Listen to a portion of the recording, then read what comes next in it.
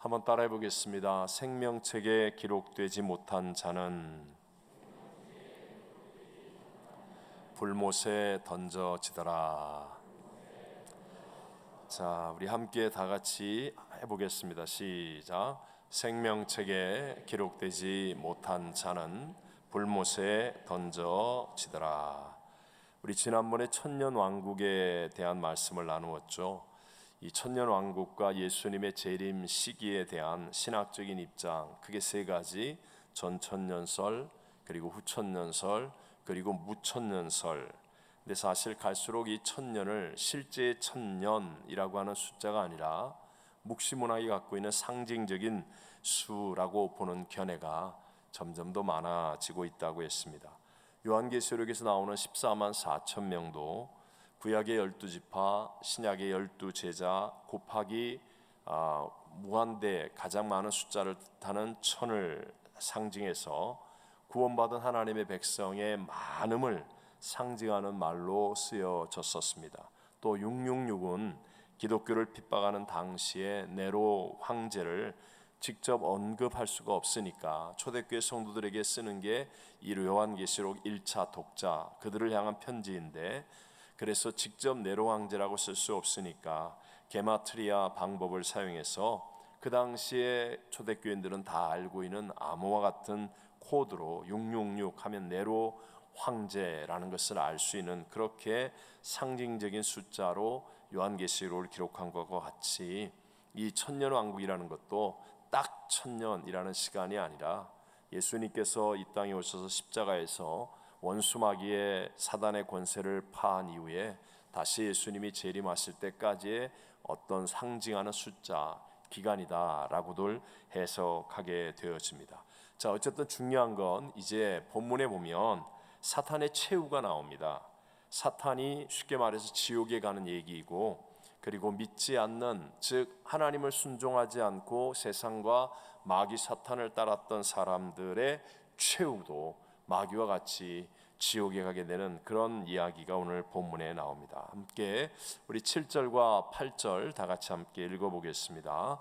천년이 참에 사탄이 그 옥에서 놓여 나와서 땅의 사방 백성 곧 곡과 마곡을 미혹하고 모아 싸움을 붙이리니 그 수가 바다의 모래 같으리라. 아멘. 아담과 하와가, 첫사람이 하나님의 말씀을 불순종하고 원수 마귀를 따르는 그 죄를 범한 이후부터 하나님과의 관계가 단절되죠. 영이신 하나님인데 영이 즉시로 죽었지 않습니까? 그리고 난 다음부터 원수 마귀가 이 세상의 정사와 권세를 잡고 역사하게 되었습니다.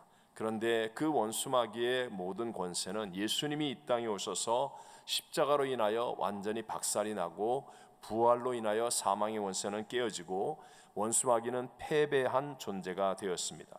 그런데 오늘 성경을 보니까 이제 그 마지막 최후의 심판이 있기 직전에는 아주 무서운 미혹의 역사가 있을 것이라고 분명하게 말씀하고 있죠. 천년이 참에, 이것은 딱 천년을 얘기하는 게 아니라 복음으로 인한 일정한 시간이 지나고 나면 이제 사탄이, 패배한 사탄이 그 옥에서 나와서, 놓여 나와서, 그래서 이렇게 미혹해 하고 또 많은 숫자의 사람들이 서로 싸우게 되는 일들이 일어나게 된다라고 요한이 그 환상을 보고 말하고 있는 것입니다. 여기서 보면 왜 십자가에서 예수님께서 원수 마귀를 패배시켰는데, 근데 왜 마지막 때 또 사탄, 마귀가 이렇게 크게 역사하도록 내버려 두는 것인지 우리가 그 이유를 좀 알아야 되지 않겠습니까? 뭐 쉽게 좀 이렇게 설명을 위해서 얘기하자면, 왜 우리가 뭐 범죄 영화나 그런 걸 이렇게 볼 때 범죄자를 확실하게 붙잡을 때, 심판하기 위해 붙잡을 때 이렇게 슬쩍 풀어주는 그런 거 있잖아요. 그래갖고 뭐라 그럴까요? 물증이 부족하다, 아니면 뭐 일당들을 다 함께 뿌리채 이 발본 세고 난다, 뭐 그런 의미로 범죄자를 풀어줍니다. 그러면 범죄자는요 반드시 자기 할 일을 하기 때문에 확실하게 그와 함께하는 일당까지도 다 잡아들일 수 있게 되는 거죠. 뭐 예를 들어 도박꾼을 풀어주면 기가 막히게 도박하는 장소를 찾아가서 이제 또 도박을 하다가 그때 이제 급습을 해서 그 일당을 다 잡아들인다든가 하는 그런 것과 비슷하게 자기 스스로를 증명하게 내버려 두는 것, 그게 바로 마지막 심판 직전에 있게 되는 일이다. 그래서 이 스스로 하는 일이 무엇이냐면 오늘 성경에 말할 때 땅의 사방 백성 곧 곡과 마곡을 미혹하고 모아 싸움을 붙이리니 이렇게 말합니다. 쉽게 말하면 미혹하고 싸우는 일이 마지막 때가 되면 가득하게 된다. 그래서 정말 원수마귀를 따르는 자와 그렇지 않고 믿음을 똑바로 지키고 십자가 예수를 바라보고 예수를 따르는 자가 명확하게 구별되어지는 그런 일들이 마지막 때는 반드시 있게 된다라고 말합니다. 여기서 곡과 마곡을 미혹하고 이렇게 얘기했잖아요. 곡과 마곡은 성경 구약을 아는 사람들은 다 이해하는 거예요. 에스겔서 38장 39장을 보면 이스라엘이 바벨론의 포로에서 해방을 받아 돌아왔을 때 그땐 사실 예루살렘도 다 파괴되고 이스라엘은 정말 고레스에 의해서 해방을 받긴 했지만 지극히 약한 존재였었죠. 그때 마곡이란 나라에 곡이라는 왕이 쳐들어옵니다. 그래서 쉽게 말하면 구약성경에서 뒤에서 급습하여 부녀자를 죽이고 그렇게 한 아말렉과 같이 구약성경에서는 가장 악한 자, 나쁜 놈 할 때 곡과 마곡 이렇게 얘기하는데 바로 그런 존재로서의 역할을 하게 된다. 그러니까 이스라엘 백성들은 이 이야기를 보면서 곡과 마곡을 미혹하고 그러니까 나쁜 자들을 다 끌어모으고 그래서 싸움을 붙이게 된다라는 것을 충분히 이해하게 되는 것이죠. 여러분, 미혹이라는 게 뭐죠? 미혹은 진리가 어두워지는 것을 미혹이라고 말합니다. 예를 들자면 여러분, 원래 러시아는 동방 정교회가 강력한 그런 나라였었죠. 뭐 기독교 국가라고도 말할 수도 있는 나라였어요. 근데 공산주의 혁명이 일어났을 때 그때 공산주의자들이 혁명을 일으킨 사람들이 러시아 정교회의 최고 수장을 불러놓고 절대로 정치에 관여하지 않고 정치적인 발언을 하지 말아라 않겠다라는 약속을 받아냅니다. 쉽게 말하면 러시아 정교회 수장은 이게 차라리 교회가 없어지는 것보다는 낫겠다라는 그런 나약한 생각을 가지고 이 공산주의 혁명을 일으키는 사람들과 타협을 하죠. 타협을 합니다. 그래서 공산주의가 무엇을 해도 정치적인 발언을 하지 않는다라는 미명 아래서 말하자면 어둠을 밝히는 빛된 역할을 전혀 하지 못한 거예요. 그것이 바로 교회가 묶이는 거였거든요. 그러니까 미혹을 당하니까 결국은 공산주의로 러시아의 기독교는 다 무너진 것과 같이 되고 말았죠. 히틀러도 마찬가지였습니다. 히틀러가 일어났을 때 히틀러는요 독일 교회로부터 충성 서약을 받은 사람입니다. 그리고 독일 교회는 당시에 모든 유대인 교인들을 내어 쫓기로 결정하기도 했었습니다. 뭐 쉽게 얘기해서 우리 북한에도 교회가 있어요, 없어요? 있습니다. 교회가 있어요. 형식적이지만 있다는 거예요. 그러나 우리가 다 아는 것처럼 그 북한 교회가 진리의 빛을 발합니까? 그렇지 않잖아요. 맥을 못 추는 그런 어두움에 갇혀 있는 교회 아니겠습니까? 지금 뭐 한국이나 미국은 다를 것 같아요. 한국에서 법안을 상정했던 그 차별금지법 또는 미국에서 지금 법안을 상정하려고 하는 평등법, 이런 것들은 다 교회를 묶어버리려는, 빗된 말을 하지 못하게 하고 빗된 일을 하지 못하게 하는 그런 사단의 원수마귀의 그런 방법이죠. 이런 일들이 이제 우리 앞에 일어나고 있는 거예요. 그래서 얼마 전에 신문을 보니까 시카고에 있는 무디 교회, 저 무디 교회를 1980년부터 36년 동안 담임 목회자로 이끌어서 무디 교회를 대형 교회로 성장시켰고 지금까지 50권 이상의 기독교 서적을 저술한 작가이자 현재도 3편의 복음주의 기독교 라디오 방송의 진행자인 에린 루처 목사님이 계신데 저분이에요. 근데 저분이 최근에 크리스천 포스트지와 인터뷰를 하면서 오늘날 미국 교회가 점점 더 예수 그리스도의 복음에 반대되는 사상과 세계관에 굴복하고 있다. 쉽게 말하면 맥을 못 추고 미혹되고 있다라는 것을 강조하여 말했다는 것이죠. 마귀 사단은 이제 과거처럼 막 혁명과 같은 그런 무식한 어떤 폭력적인 방법으로 공산주의식으로 지배하려고 하지 않고 정치나 과학, 인간의 이성, 문화, 음악 이런 것들을 최대한도로 충공해서 그래서 인간의 교만함으로 이 세상을 지배하려고 하는 그런 방법을 사용합니다. 한 번만 여러분 생각해 보세요. 우리 문학이나 음악 같은 영역 우리 어렸을 때부터 쭉 다 있었던 거 아닙니까? 근데 과거에는 이렇게 음악이나 문학 같은 걸 보면 뭔가 인간의 아름다움이 있었어요.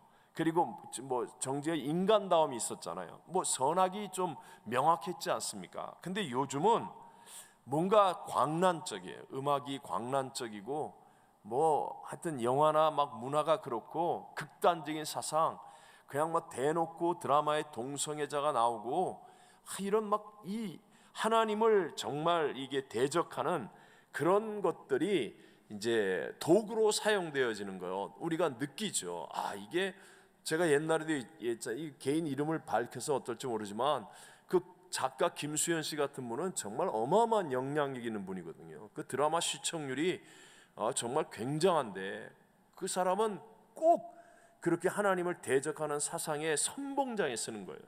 드라마에 그 인기 있는 드라마에 인기 있는 주인공이 나와서 동성애를 하고 그러면 사람들이 저 괜찮은가 보다. 쉽게 말하면 어마어마한 어둠의 영향력을 나타내고 있는 거예요. 음악으로 사탄 마귀를 그대로 그냥 찬양하고 노래하고 살인, 폭력, 마약을 노래하고 그냥 사람을 완전히 병들게 하잖아요. 문화도 성을 상품화하고 귀신, 도깨비가 요즘 여러분 영화나 드라마에 귀신, 도깨비 안 나오는 거 봤어요? 근데 귀신, 도깨비가 얼마나 멋있어요. 다 도깨비 친구하고 싶잖아요. 안 그래요? 나도 잘 모르지만 그러다고 그러더라고. 귀신이고 뭐고 다 주인공이 귀신이고 도깨비고 그러니까 이게 헷갈리는 거예요. 이렇게 점점 모든 분야에서 우리가 알게 모르게 교회를 고립시키고 하나님을 대적하고 진리를 진리되지 못하게 하는 그렇게 하는 일을 하는 거예요. 그리고 또한 미혹하는 것뿐만 아니라 싸우게 하잖아요. 요즘같이 교회가 많이 싸우는 데는 없는 것 같아. 온통 싸움이에요. 기독교 단체들의 싸움. 이게 말하자면 너무 빨리 하나님의 은혜를 가지고 부흥을 이루었는데 거룩이 없어요. 내실이 없어요. 그리고 그냥 겉으로만 너무 빨리 성장했어요. 이 빈틈을 이용해서 사람들의 마음에 욕심을 부추기고 명예욕, 자리욕 뭐 하여튼 그런 것들을 막 부추기면서 자기 뜻대로 안 되면 견디지 못하는 교회 안에서의 내적인 싸움, 교회와 교회끼리, 단체와 단체끼리 하여튼 기독교의 이름으로 싸우는 일들이 얼마나 많은지 온 세상이 그래요. 근데 실상 교회가 점점 더 힘을 잃어버려가고 있는 그런 형상이 되어가고 있어요. 오늘날 정말 이 원수마귀가 밖에 나와 미혹하고 싸우게 하여서 그래서 교인들은 그저 건물 안에서 예배나 드리는 정도. 뭐 요즘 코로나 때에는 정말 온통 언론과 정치의 동네북이 교회예요. 동네북이 교회. 막 교회에서 무슨 환자가 다 나온 것처럼 한국 같은 경우는 이런 말도 안 되는 이런 것에 꼼짝 못하는 거예요. 이런 때 이제 여러분 앞으로 더 마찬가지예요. 미국도 마찬가지예요. 여러분 정말 나하고는 상관없는 일 같이 느낄지 모르지만 제가 주일날도 얘기했지만 한인타운의 스파에서 일어난 일이에요. 여러분 그런 일에 여러분과 내가 진리의 편에 설 것이냐, 좋은 게 좋다는 식으로 세상과 싸우지 말고 타협하는 그런 자리에 서서 우리가 미혹한 자가 될 것이냐. 여러분 이게 이제 앞으로 우리에게 다가오는 선택이라니까요. 성령이 역사하시면 우리는 감당할 수 없는 하나님의 은혜와 능력으로 진리를 외칠 수 있게 될 것이고, 그렇지 않고 마귀가 사탄이 역사 가운데 눌려 있다면 우리는 찍소리도 못하고 미혹함을 당하는 것이고 그냥 말하자면 싸움의 동네북이 되어버리고 만다는 것이죠. 한 번만 자기 자신에게 우리 자신 스스로 돌아봐야 돼요. 나에게 정말 하나님이 자유를 주셨을 때 나의 모습은 어느 쪽이겠는가? 나는 정말 어느 쪽이겠는가? 담대하게 목숨을 걸고 진리를 지키는 쪽이 될 것이냐, 아니면 좋은 게 좋다는 식으로 내가 직장에서 잘리면 안 되고 사람들한테 왕따 당하면 안 되고 내가 이거로 인하여 손해 보면 안 되니까 그냥 적당히 타협하고 하는 거지 라고 할 것이냐. 여러분, 반드시 우리 앞에 그 순간이 다가오게 된다는 거예요. 뿐만 아니라 아무도 보지 않을 때 그때 내 모습이 진짜 나의 모습이라고 말할 수 있는 거예요. 여러분, 아무도 보지 않는 순간에 뭐 합니까? 정말 여러분 성경 읽고 주님을 묵상하고 주님께 묻고 대화하고 주님이 나 인생의 주인입니다 라는 인생을 가지고 있습니까? 아니면 아무도 보지 않는 순간에는 엉뚱한 거 보고 엉뚱한 거 찾고 엉뚱한 일하고 혹시 그러면서 보는 순간에는 멋지고 괜찮은 그리스도인인 것처럼 이렇게 하고 있지는 않습니까? 내가 정말 하나님의 자유를 받았을 때 그때 아무도 보지 않는 곳에서 내가 하는 그 일이 내가 선택하는 일이거든요. 그때 내가 선택한 그 일로 인하여 그 책임을 내가 지게 되어 있다라는 거예요. 여러분, 이것이 제일 중요한 오늘 성경의 포인트거든요. 근데 우리 성경에 아까 읽었던 성경에 보면 그 수가 바다의 모래 같으리라 그랬어요. 그 수의 바다의 모래 같으리라. 그 많다는 거예요, 적다는 거예요? 많다는 거예요, 많다는 거예요. 우리 성경에 예수님 이미 얘기했잖아요. 좁은 문으로 들어가라. 멸망으로 인도하는 문은 크고 그 길이 넓어서 그리로 들어가는 자가 많아요, 적어요? 많습니다. 그리로 들어가는 자가 많고 생명으로 인도하는 문은 좁고 길이 협착하여 찾는 자가 적음이라. 이제 보십시오. 제가 어렸을 때만 해도요, 예수 믿고 나서 수요 예배 가는 것은 당연한 일이었어요. 혹시 여기 신앙생활 오래 하신 분들은 어때요? 수요 예배 가는 것은 당연한 일이었어요. 근데 이제는요, 수요 예배 안 가는 게 당연하고요, 수요 예배 가면 조금 이상한 사람, 저거 광신자 아니야? 막 이런 분위기, 몰아가는 분위기. 하나님 앞에 예배 드리는 게 세련되지 못하고 어리석고 미련한 것처럼 분위기. 정말 당연한 일인데 이제 점점 이제 멸망으로 가는 문은 넓어요. 그 길은 편하고 좋아요. 이제 다수가 다 그 길로 가게 돼 있어요. 그러나 분명히 말씀하셨습니다.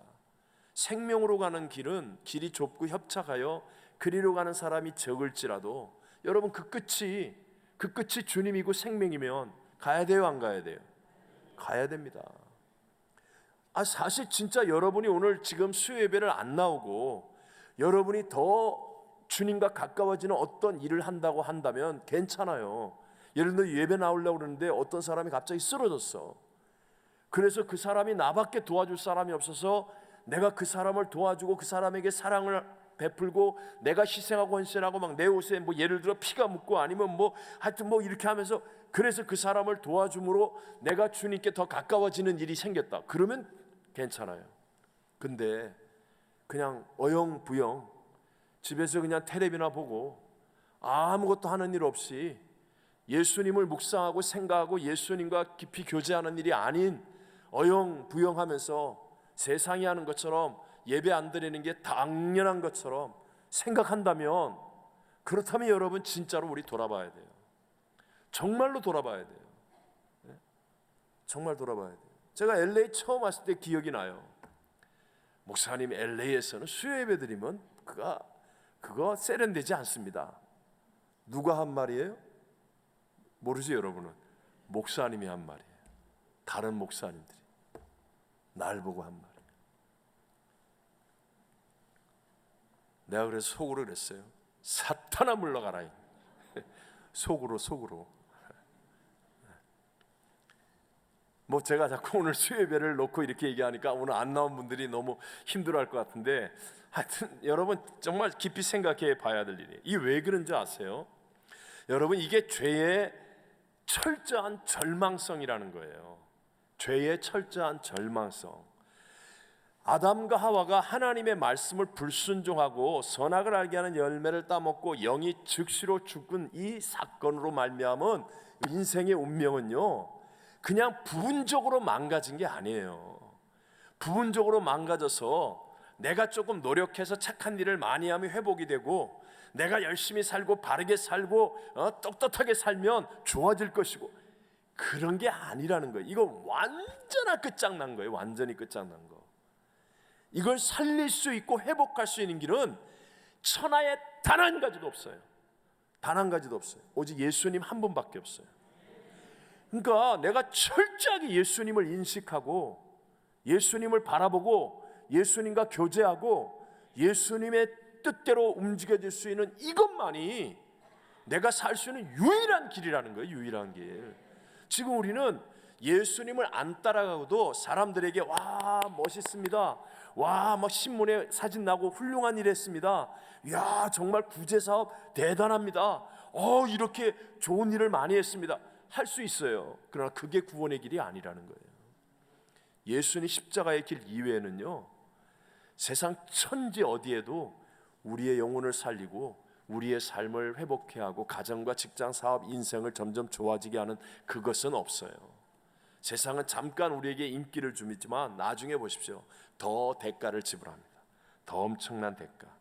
그래서 신앙에 있어서는요, 제일 중요한 게 회개예요. 회개. 철저하게 회개가 앞서고, 그래서 내 죄가, 나는 죄인입니다, 나의 옛사람이 십자가에서 죽었습니다, 이게 철저하게 인식되어서 난 예수님 이외에는 나에게 희망이 없습니다, 난 예수님 바라보는 것만이 내가 살 수 있는 길입니다, 이게 철저하게 깨달아져야 그 다음에 이 나머지를 할 때 나머지가 무너지지 않습니다. 근데 단순히 교회 와서 자기의 죄성, 이 죄의 처절한 절망성 이런 걸 모르는데, 예를 들어서 노래를 잘해, 너무 노래를 잘해. 그래갖고 막 교회에서 노래를 했더니 막 사람들이 다 막 그냥 그러고 그냥 까무러치고 막 좋아하고 박수치고, 그래가지고 막 어느 한순간에 무너집니다. 뭐 저 같은 게 목사, 이 죄에 대한 처절한 절망성을 모른 채 설교를 하는데 말을 너무 잘해. 제가 진짜 그런 목사님을 알아요. 와, 이 양반은 어렸을 때부터 뭐예요? 그 옛날 그 책들 그냥 그걸 할아버지로부터 다 읽었어. 어쩜 그렇게 말이 구수한지 몰라요. 그냥 어느 순간에 뭘 시켜도 그냥 딱 나와서 얘기하면 막 옛말이 나오고 막 그냥 이게 너무너무 말을 잘해. 진짜 설교를 잘해. 내가 봤을 때 일본에 계셨던 분이에요. 근데 한순간에 날아갔어요. 한순간. 죄의 처절한 절망성을 모르는 거예요. 철저하게 나는 아무것도 아닙니다, 내 옛사람이 십자가에 죽었습니다, 나는 오직 예수 그리스도가 주인일 뿐입니다. 여러분, 이게 확실하지 않으면요, 지금 이렇게 그냥 이렇게 가지만 여러분이 점점 좋아지고 잘 될 때 한 방에 날아갈 수 있어요. 한 방에.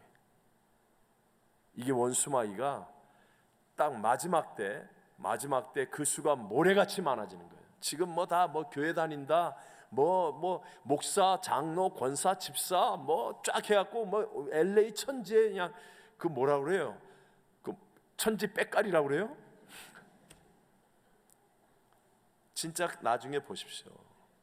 정말 예수 그리스도와 함께 생명의 길을 따라갈 수 있는 사람이 얼마나 될지. 그러니까 지금 남 얘기하는 게 아니고요, 저는 우리 교회, 저는 이 팬데믹이요, 정말 하나님이 우리를 포맷하는 거예요. 진짜 신앙을 재설정하는 거예요.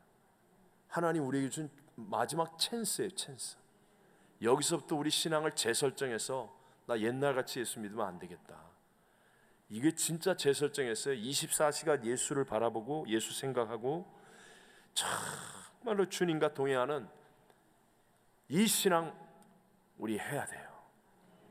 여러분, 수요예배 나온 여러분들로부터 꼭 이루어지게 되시기를 바랍니다. 어제 우리 손님들이 있어서 회의를 못하고 오늘 이제 교육자들 기도회를 하면서 제가 그 얘기했습니다. 제가 어렸을 때는, 제가 교회 갔을 때 제가 얘기했잖아요, 동네 교회지만 그 장로님, 박 장로님이세요. 난 그 장로님 보고 교회 나간 거예요. 뭐 알고 나간 건 아닌데 정말 인자함과 그 정말 예수 향기가 나는, 나 솔직히 담임 목사님 뭐 설교 뭐 이렇게 생각나는 게 없어요, 어렸으니까. 근데 그 장로님은 정말 훌륭했어요. 그 교회에 가면 옛날에는요, 제가 여의도 교회를 갔을 때도요, 교회 안에 뜨겁게 기도하는 권사님들 많았어요. 정말로요. 요즘은 그런 분 봅니까? 우리 교회 빼놓고 이게 참 이 말도 간사한 말 같다. 우리 자신 스스로, 나 자신을 포함해서. 옛날에는 교회 가면 정말 막 밤새워 이불 들고 가가지고 기도하고요, 그런 분들 많았어요. 있었어요. 지금은요, 그런 사람을 못 보니까 보기가 어려운 거예요. 그러니까 뭐 우리 교회 기도원 같은 데 가면, 우리 기도원 안에 지난주에도 갔다 와서 목사님들이 기도원 갔다 왔냐고 그러더라고. 그래서 그날 더웠잖아요. 그 리버사이드가 아주 더웠다고, 100도 가까이. 그걸 왜 갔냐는 거예요. 그러다가 성도님들이 더워서 더위 먹으면 어떡하냐. 내가 속으로 자기가 무슨 우리 성도를 위한답시고 알지 못하면서 속으로 그냥, 이게 일반적인 얘기라니까요. 이런 거 하면 뭐 미쳤다고 그러고 왜 하냐고 그러고요. 그리고 세련되게 주일날 한 번만 예배드리고 세련된 크리스찬이 되면 된다고. 이게 미혹이에요. 이게 미혹이라고요. 우리 정말 어디 성경 말씀이 바뀌었습니까? 어떻게 성경 말씀이 언제 바뀌었습니까? 사도행전 2장에 나온 거하고 지금 이 시대하고는 성경이 다릅니까? 네? 정말로 정신을 바짝 차려야 됩니다. 저는 이 성경을 읽으면서 사실은 어제 이제 이렇게 설교를 준비하고 하는데, 근데 오늘은 이 성경을 읽는데 너무 가슴에 크게 다가오는 거예요. 야, 마지막에 마귀가 나와서 바다의 모래수같이 많은 사람을 미혹해 하고 서로 싸우게 할 것이다. 참 이게 정말. 자, 함께 우리 9절 10절을 읽겠습니다. 9절 10절을 읽겠습니다. 그들이 지면에 널리 퍼져 성도들의 진과 사랑하시는 성을 두르매 하늘에서 불이 내려와 그들을 태워버리고 또 그들을 미혹하는 마귀가 불과 유황못에 던져지니 거기는 그 짐승과 거짓 선지자도 있어 세세토록 밤낮 괴로움을 받으리라. 아멘. 보십시오. 이렇게 곡과 마곡을 미혹해 하고 서로 싸우게 하며 바다의 모래수와 같은 많은 사람들을 넘어지게 하지만, 그런데 분명한 것은 이들에게 최종적인 심판이 임하게 된다라고 요한이 분명히 보고 그것을 기록하고 있는 거예요. 바다의 모래같이 많은 미혹된 사람을 모았다 할지라도 사단은 이것으로 끝이라는 거예요. 그러니까 여러분, 우리가 어느 길을 가야 되겠습니까? 그게 넓고 편하고 많은 사람이 가더라도 멸망의 길이면 가서는 안 되는 것이고, 좁고 협착하고 힘이 들어도 생명의 길을 가는 저와 여러분이 되시기를 주의 이름으로 축복합니다. 반드시 심판이 있고 끝이 있다는 거예요. 자, 11절과 12절을 읽겠습니다. 또 내가 크고 흰 보좌와 그 위에 앉으신 이를 보니 땅과 하늘이 그 앞에서 피하여 간 데 없더라. 또 내가 보니 죽은 자들이 큰 자나 작은 자나 그 보좌 앞에 서 있는데 책들이 펴 있고 또 다른 책이 펴졌으니 곧 생명책이라. 죽은 자들이 자기 행위를 따라 책들에 기록된 대로 심판을 받으니. 아멘. 여기 보면 주님이 크고 흰 보좌에서 앉으셔서 심판하신다라고 말씀합니다. 희다라는 것은 예수님의 거룩과 순교를 상징하는 것이죠. 큰 보좌, 하나님의 권위를 상징합니다. 거기에 보면 죽은 자들이 큰 자나 작은 자나 그 보좌 앞에 서 있는데 라고 말합니다. 우리가 이 세상을 살 때는 사실 세상에서는 큰 자, 작은 자 구별하기도 하고 이런저런 차이가 있기도 합니다. 하지만 마지막 날 최후의 심판대 앞에서는요, 모두가 다 공평하게 주님 앞에 서서 다 심판을 받는다는 것, 이것이 여러분 성경이 말씀하고 있는 신앙의 기본 중의 기본 아니겠습니까? 우리가 잘 아는 성경 히브리서 9장 27절 앞을 보고 읽어볼까요? 한번 죽는 것은 사람에게 정해진 것이요 그 후에는 심판이 있으리니. 분명하게 우리는 다 알고 있습니다. 우리 모두는 다 잠깐 이후에 죽음이 있고 또 심판이 있다는 것 우리는 잘 알고 있습니다. 그러니까 우리가 적용해야 될 신앙의 원리가 무엇입니까? 여러분, 우리가 꼭 적용해야만 하는 심판을 알고 있다면 적용해야 되는 중요한 원리는 말이죠, 이 땅을 살아갈 때 너무 사람 눈을 의식하는 것보다도 주님의 심판을 의식하면서 사는 믿음이 되어져야 한다는 거예요. 여러분, 이거 의식할 수 있어야 됩니다. 함께 우리 고린도전서 4장 5절 한번 읽어볼까요?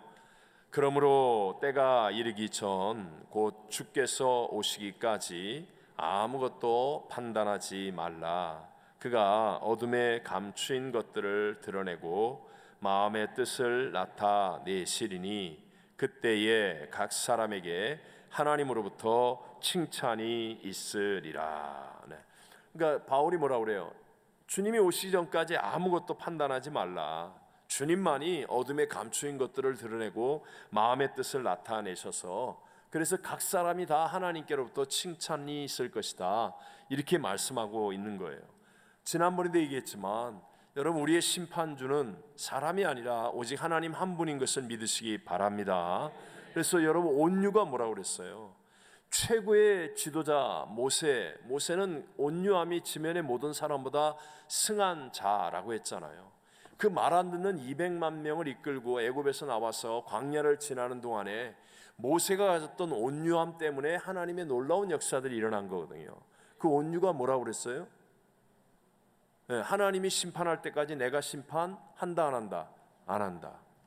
아무리 내가 열받아도, 아무리 내가 보기에는 선악으로 저건 악이야 이게 선이야 라고 할지라도 사람을 향하여 하나님이 심판하실 때까지 나는 심판자가 아니다, 난 누구도 심판하지 않는다, 이게 온유예요. 온유. 하나님의 심판하심을 믿는 거예요. 주권은 하나님께 있다, 나는 심판하지 않는다.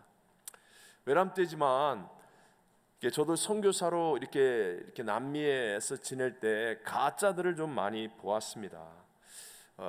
뭐 80년대만 해도 남미에는 뭐 비행기가, 한국 비행기가 안 들어가고 거의 지금도 그렇지만 3일이 딱 걸리니까 오지에 속하거든요. 오지에 속합니다. 대부분의 선교지들이 오지에 속했어요. 그러니까 사람들이 지금이야 뭐 온통 인터넷에 동영상에 뭐 온갖 정보가 다 있으니까 그렇지만 옛날에는 어떤 선교사가 제일 위대한 선교사냐면 사람한테 잘 보이고 말 잘하는 선교사가 이게 마음속에 진짜 진실함이 없으면 많은 사람들에게 자기를 드러낼 수 있는 그런 이 입장이 되는 경우가 있어요. 그래서 표현하자면 진짜 그런 사람이 선교사의 영웅처럼 보이는 그런 경우가 있었어요. 제가 파라과이 있을 때도 참 그 선교사님 하나님이 아시겠지만 제가 이제 처음 얼마 되지 않아서 미국의 버지니아 워싱턴에 집회를 왔는데, 근데 거기 계신 권사님하고 이렇게 되신 분들이, 미국에 오래되신 분들이 제가 이제 파라과이에서 왔다 그러고 예배가 끝난 다음에 막 이렇게 와서 은혜 받았다 그러고 얘기를 하시다가 그 선교사님을 아냐는 거예요. 그래서 난 그 선교사님 잘 모르겠다고, 어떻게 파라과이에서 오셨는데 그 선교사님을 모르냐 그러면서 이렇게 얘기하는 거예요. 그 몇 군데를 가는데 다 그러는 거야, 다. 아니 도대체 이 양반이 누구야? 그래갖고 파라과이 와가지고 이게 뭐 어떻게 일부러 찾은 건 아닌데 머릿속에 이렇게 세뇌되어 있으니까 선교사님 만났을 때 물어봤어요. 그 누구냐고, 어디냐고. 그랬더니 이 양반은 뭐 진짜 죄송한 표현이지만 집도 제일 큰 집에 살고요. 그때 당시에는 뭐 자동차 한 대 굴리기도 어려운 때인데 4x4 정말 그냥 그런 차를 뭐 자기 뭐 애 막 이래가지고 다 타고 다니고요. 얼마나 이 집회를 가가지고 그냥 온갖 선교는 자기 혼자 다 하는 것처럼 뭐 다니면서 간증 집회를 그렇게 많이 하는데 그냥 사람들의 감성을 건드리고 눈물을 쏙 빼놓고 얼마나 이걸 잘하는지. 그러니까 이 양반이 영웅이 되는 거예요. 그때 내가 어떤 선교사님이 나한테 한 말 그러시더라고. 그의 세치혀 앞에 한순간에 모든 선교사는 아무것도 아닌 존재가 되고 말았습니다. 나한테 글을 메모를 써갖고 주는 거예요. 말을 못하고. 나 근데 제가 이제 바로 거기서 보고 겪었으니까. 예를 들면 사람들에게 이렇게 보여주는 신앙이라는 거 말이죠. 사람들이 물론 보게 되지만, 하지만 사람들을 먼저 생각하는 신앙은 이런 위험이 있단 말입니다. 이분도 뭐 처음부터 그랬겠어요? 좋은 뜻으로 잘하려고 했는데 그게 먹혀 들어가는 거죠. 사람들한테 보이니까 막 금방 효과가 오고 막 헌금이 오고 뭐 차 산다고 그러니까 막 뭐 하고, 그러니까 자기도 자꾸 이러다 보니까 이제 나중에는 하나님 앞에 하는 거는 없고 그냥 뭐 사람한테 보이는 쪽으로만 잘하게 되는 그런 사람이 될 수 있다라는 거예요. 고린도후서 5장 10절 우리 함께 한번 읽어보겠습니다. 이는 우리가 다 반드시 그리스도의 심판대 앞에 나타나게 되어 각각 선악간에 그 몸으로 행한 것을 따라 받으려 함이라. 네. 여러분, 절대로 우리 자신에게 속아서는 안 됩니다. 우리 개인도 속아서도 안 되고 나 자신에게도 마찬가지예요. 내가 충성을 하는데 그 초점이 사람이 먼저가 되면 안 된다는 거예요. 무슨 일이 있더라도 내 머릿결 수를 헤아리시고 실수가 없인 하나님이 보고 계신다. 그리고 우린 다 하나님 앞에 반드시 심판을 받을 것이다. 선악간에 하나님 앞에 칭찬이 있고 영생 아닙니까? 영생, 영원한 삶에 실수가 없인 하나님의 상급이 있다는 것을 믿는 믿음으로 전진하게 되시기를 바랍니다. 그래서 이걸 극복해야 돼요. 사람한테 인정받고 못 받고 때문에 내 마음이 흔들리고 괴로워지고 무너지고 했다 안 했다가 정해지고 이런 것들을 극복하는 거예요. 그걸 극복하면서 그래, 사람이 몰라줘도 하나님은 아시겠지, 그러면서 인내하면서 또 전진하고 인내하면서 또 아멘하고 이렇게 해나가는 거예요. 그러면서 내 안에 진짜 믿음이 강해지고 자리를 잡게 되어서 하나님 앞에 정말 존귀한 사람으로 인정받는 자리까지 가게 될 줄로 믿습니다. 자, 13절 14절 같이 읽어보겠습니다. 바다가 그 가운데에서 죽은 자들을 내주고 또 사망과 음부도 그 가운데에서 죽은 자들을 내주매 각 사람이 자기의 행위대로 심판을 받고 사망과 음부도 불못에 던져지니 이것은 둘째 사망 곧 불못이라. 아멘, 아멘. 자, 이제 우리 모든 각 사람이 실수가 없인 하나님 앞에서 행위대로 심판을 받아서 사망과 음부와 함께 던져진다. 근데 그곳이 바로 둘째 사망 곧 불못이다라고 성경은 분명하게 말씀하고 있습니다. 여러분, 원래 한번 여쭤보겠습니다. 지옥이 있습니까 없습니까? 지옥이 있습니다. 지옥이 있습니다.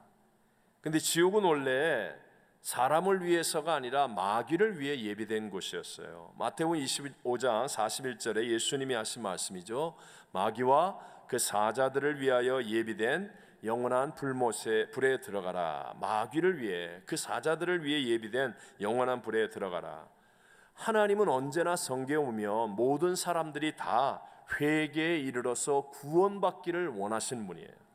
하나님이 한 분밖에 없는 그 아들 예수 그리스도를 이 땅에 보내시면서 십자가에서 못 박아 죽이실 때는 우리가 다 그 예수 그리스도를 믿음으로 회개하여 구원받기를 원하시는 길을 열어주신 거예요. 누구 특정한 사람만 이렇게 구원하는 게 아니라 모든 자가 다. 그래서 디모데전서 2장 4절에는 하나님은 모든 사람이 구원을 받으며 이렇게 쭉 말씀하잖아요. 베드로후서 3장 9절 보면 오직 주께서는 너희를 대하여 어떻게 참아요? 오래 참으사 아무도 멸망하지 아니하고 다 회개하기에 이르기를 원하시느니라 그랬어요. 근데 문제는 나에게 있어요. 내가 그 주님을 바라보지 않고 문제를 바라보는 거예요. 내가 그 주님을 바라보지 않고 대적을 바라보는 거예요. 내가 해결하겠다는 거예요. 내가 상대하겠다는 거예요. 내가 하겠다는 거예요. 그래서 나도 모르게 마귀를 따라가는 거예요. 우리가 살 수 있는 길은 하나입니다. 예수밖에 없습니다. 제발 이것을 간단하게 생각하지 마십시오. 예수님만이 길이요 진리요 생명입니다. 예수님 안에 우리 가정의 화평과 내 자녀의 형통과 우리의 사업의 번영과 우리의 인생의 건강과 우리의 장래와 내일과 우리의 삶의 행복이 여러분, 우주와 만물을 창조하신 예수님 안에 다 있다는 걸 믿으시기 바랍니다. 그러니까 우리의 시선이 예수님에게서 딱 떨어져 나가는 그 순간에 그게 다 마귀에게 속한 거라니까요. 그게 다 마귀에게 속한 거라니까요. 그래서 마귀를 위해서 불못이 예비되었는데 우리가 마귀를 따라가다가 들어가는 거예요. 따라가다가 하나님은 제발 돌이켜라, 제발 돌이켜라, 널 위해 천국을 예비했다, 널 위해 구원의 길이 있다, 그렇게 애타게 부르는데도 우리가 마귀를 따라가는 거예요. 그래서 마귀를 위하여 예비된 그곳에 지옥에 가게 되어지고 마는 거예요. 종종 신학자들 가운데 천국은 인정하면서 아니 사랑의 하나님이 어떻게 지옥을 만들 수 있느냐 뭐 이따위 소리 하는 사람 있어요. 사람 듣기 좋은 말이죠. 영어로 제일 무서운 욕 중에 하나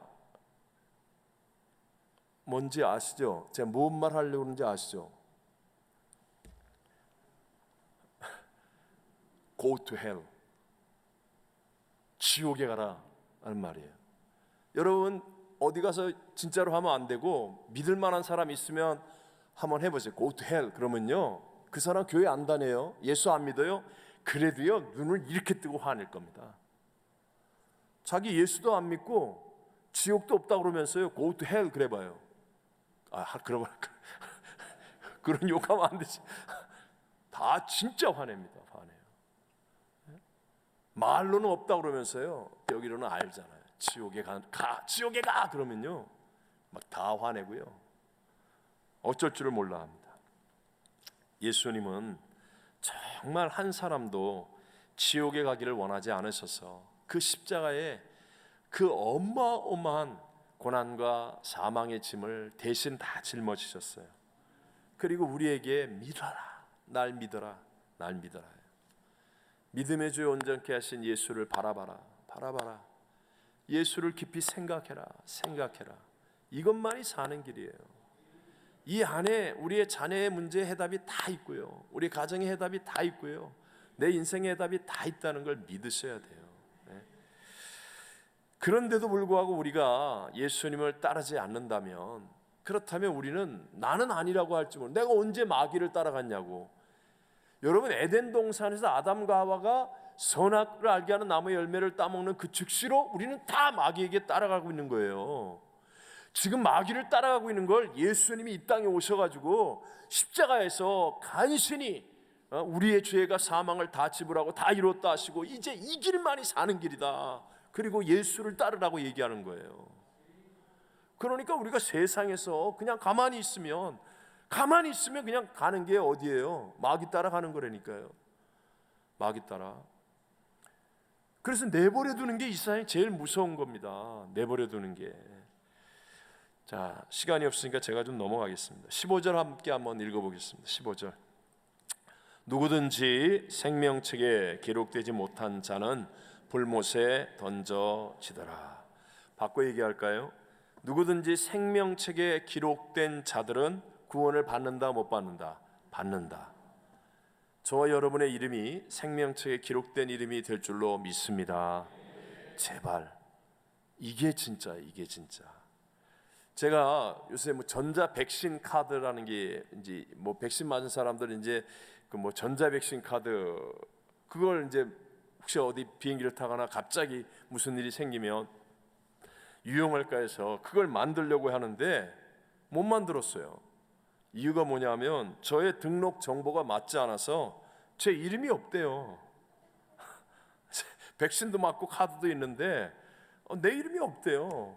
그래갖고 뭐 다시 다 알아봐야 된다 그러면서 백신 카드 이거 전자 백신 카드를 안 만들어 주는 거예요. 제가 그러면서 야, 이 명단이라는 게 이렇게 중요하구나. 네? 그 백신 카드 받을 때 그 종이에다가 이렇게 끌적끌적 쓰는 게 이게 뭐가 될까 그랬는데 그게 야, 이게 명단이라는 게 이렇게 중요한 거구나. 그런 생각했습니다. 예수님께서 누가복음 10장 20절에 그렇게 얘기했어요. 한번 읽어볼까요? 그러나 귀신들이 너희에게 항복하는 것으로 기뻐하지 말고 너희 이름이 하늘에 기록된 것으로 기뻐하라 하시니라. 아멘. 기가 막힌 말씀이에요. 우리가 이 땅에서 막 귀신들도 쫓아내고 우리가 이 땅에서 막 예수님 때문에 막 여러 가지를 얻고 누리고 막 그런데 근데 내 이름이 하늘에 기록이 안 돼 있으면 그럼 이게 무슨 소용이 있냔 말입니다.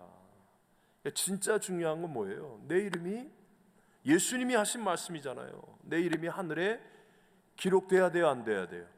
기록돼야 되는 거예요. 오늘 이 밤에 여러분 이 성전을 나가기 전에 스스로에게 확신 있게 대답하셔야 돼요. 내 이름이 하늘에 기록되어 있을까? 물어보시고요, 대답하셔야 돼요. 정말로 내 가족이 이름이. 그날 만약에 저도 백신 다 맞았는데 백신 카드 안 된다고 내 이름 없다고 그러면 뭐 어떻게 해요? 못 만드는 거잖아요. 근데 우리 이렇게 수요일 날 예배도 나오고 뭐 교회 봉사도 하고 뭐 이것저것 다 했는데 근데 그날 갔는데 내 이름이 없다 그러면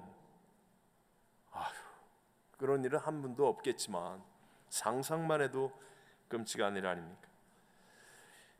제게 영원히 기억에 남을 일들 중에 하나입니다. 제가 파라과이에서 이제 개척해서 몇 년 안 됐을 때, 성전을 짓기 전이었으니까 몇 년 안 됐을 텐데, 그때 전에 말씀드렸잖아요. 수요일 날 저녁 뭐 몇 분 안 모일 때인데 맥주 창고를 바꿔서 이제 성전을 만들고 뭐 많아야 50석 정도 되나? 근데 수요일 날은 몇 분 안 모일 때인데 딱 한 사람이 예배를 들어오는 거예요. 처음 보는 사람이. 뭐 처음은 아닌데 교회는 처음 오는 사람. 본 거는 알고는 있었는데 교회는 처음 온 사람이 딱 오는 거예요. 딱 들어오는데 갑자기 두 칸밖에 없는데 문을 딱 열고 들어오면서 가운데로 쫙 오는 거예요. 예배 중인데 야, 배짱도 좋다. 이 특별하다. 그런데 걸음이 벌써 비틀비틀해. 얼굴이 시뻘건 게 한잔했어요. 그래갖고 제일 앞에 딱 앉았어요. 그때 뭐 이렇게 강대상하고 뭡니까? 바로 코앞이 요 코앞이 의자인데 딱 앉아고 이렇게 딱 하는데 여기 쌍권총이 딱 있는 거예요. 쌍권총이 그것도 이만한 권총 이만한 게. 갑자기 설교하다가 그걸 딱 쳐다보는데 뭘 했는지 잊어버렸어요. 그냥 이게 뭐 권사님 뭐 집사님 나이 드신 우리 여자분들 몇 분 있고. 근데 제일 앞에 앉아갖고 이러고 딱 있는데 쌍권총이 딱 보이니까 이게 그래. 그러고 열심히 이제 예배를 드렸어요. 근데 예배 끝나는데 축도하는데 가더라고. 근데 금요일 날도 나왔어요. 네? 몇 번을 계속 나오는 거예요. 거의 이제 붙잡아 놓고 얘기를 했죠. 자기가 한잔 했는데 교회에서 알코올 중독이에요. 내 이름을 얘기하면 이게 또 아는 분이 있어서 얘기를 못해. 근데 알코올 중독이세요. 그리고 그냥 교회하는데 예배를 드리면 또 막 울어요. 기도하는데 막 울고 말이죠. 그래서 쌍권총은 차고 오지 마시라고. 쌍권총은 차고 오지 말라고. 그랬더니 몇 번 이렇게 하더니 안 차고 오더라고요. 자기가 위험하다는 거예요. 여기서 자기 죽이려는 사람이 많아갖고 현지인들이 그래서 자기 이렇게 하고 다녀야 된다고. 그래도 교회 예배당 올 때는 그거 하지 말라고. 근데 꼭 거기 와서 앉아요. 죄송합니다. 신티아 집사님인데 여기 딱 제일 앞자리에 딱 와서 앉아요. 술이 취하니까 이렇게 걸음을 잘 못 걸으니까. 그리고 한 달 넘게 그래서 만나서 얘기도 하고 이제 권면도 하는데 근데 안 나오는 거예요. 안 보이는 거예요. 그래서 어떻게 됐나 궁금하고 그래서 어떻게 수소문해서 봤더니 뭐 짜코라고 얘기하는 그런 거의 사람이 살지 않는 정글 속 같은데 거기에 지금 있다는 거예요. 그 위치를 알았어요. 어디 있는지. 근데 가려고 하면 버스가 하루에 한 번도 안 다니는 그런 길이고 도저히 우리는 그렇게 버스를 타고 갈 수가 없는 곳이에요.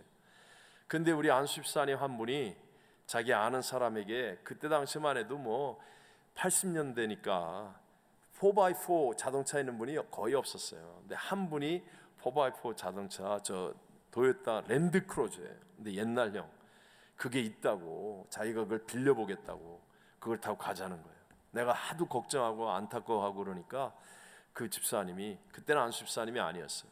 그래가지고 어떻게 해가지고 빌렸어요. 빌려가지고 거의 4시간을 이제 막 가는 거예요. 내비게이션도 없죠. 그냥 가는 거예요. 근데 뭐 가면 뭐 진짜 뭐 길이 뭐 말도 못해. 근데 가다가 그 아열대기 오니까 양동이로 붙듯이 폭우가 오거든요. 그냥 비가 오는데 진짜 죽는 줄 알았어요. 몇 번을 죽을 뻔했어요. 몇 번을. 어마어마한 거예요. 막 그 길에서 길도 잊어버리고 진짜. 그러고 어떻게 갔는데 막 기도하면서 가는데 기적같이 그 그 집을 찾은 거예요. 사람도 없는데 기적같이 진짜 찾은 거예요. 갔는데 쉽게 말하면 거기 딱 가니까 딱 비가 그치고 딱 이렇게 날씨가 더운데요, 평상 같은데 집이 있고 앞에 한국식으로 얘기하면 평상 같은 게 있어요. 그 평상 같은 데 누워 있는데 복수가 이렇게 찼어요. 복수가 이렇게 자꾸 새까맣게 해가지고 젊은 분들 가니까 놀래가지고 자기가 나 한 번만 봤으면 소원이었겠다고 그렇게 자기 말로는 이게 기도인지 뭔지 모르지만 그렇게 빌었대요. 근데 내가 왔다고. 근데 거기서 이제 예수 그리스도를 영접했어요. 진짜로요. 누워가지고 얘기를 듣는데 그냥 이게 닭똥 같은 눈물이죠. 정말로 눈물이 막 이렇게 목으로 옷으로 닿을 정도로 계속 울면서요 예수를 영접했어요. 근데 조금 거짓말 못해가지고요, 와, 하늘에 무지개가 뜨는 것 같아. 비가 온 다음이니까 그렇겠지만, 그리고 자동차를 타고 나오는데 세상에 이런 감격, 기쁨, 은혜, 이거 뭐 어떻게 말로 표현할 수 없는 참 하나님이 주시는 그 어떤 은혜, 위로, 기쁨. 그냥 우리 집사님하고 나하고 같이 오면서 얘기도 못했어요. 거의 서너 시간을. 왜냐하면 둘이 다 너무너무 감격이 가득 차가지고 그냥 그 감격이 표현할 수 없는 거예요, 말로는. 사실 그게 진짜 우리의 삶을 지탱하게 해주는 힘인 것 같아요. 여러분, 진짜 우리의 목표는 나의 이름이 생명책에 기록되는 것이고, 또 내 가족, 내가 정말 사랑하는 다른 사람들, 그들의 이름이 생명책에 기록되게 하는 것임을 믿게 되시기를 바랍니다. 이 세상에 우리를 기쁘게 하는 것은 맛있는 음식, 좋은 어떤 장소, 뭐 대단한 일, 그거는 그림자예요, 그림자. 기쁨이라는 게 이런 거구나, 이렇게 행복이 이런 거구나, 그림자. 그걸 가지고 진짜를 만나야 되는데, 진짜는 뭐냐? 생명책에 이름이 기록되는 기쁨이에요. 여러분, 이 기쁨을 우리의 선교를 통해, 열품 중 중보기도를 통해, 저와 여러분의 전도를 통해 우리의 인생 속에서 꼭 체험할 수 있게 되시기를 바랍니다. 누구든지 생명책에 기록된 자는 불못에 던져지지 않는다는 거예요. 이건 하나님의 약속입니다.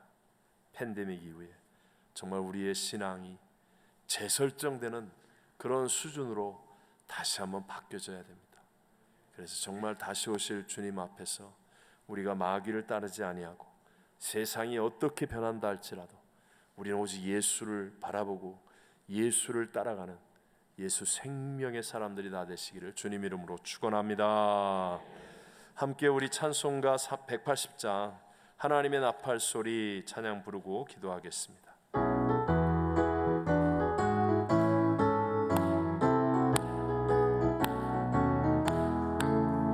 하나님의 나팔 소리 천지 진동할 때에 예수 영광 중에 구름 타시고 천사들을 세계 만국 모든 곳에 보내어 구원 얻은 성도들을 모으리.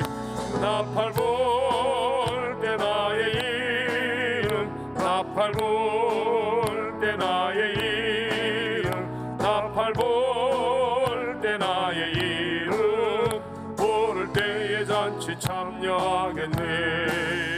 무덤 속에 잠자던 자 그때 다시 일어나 영화로운 부활 승리 얻으리.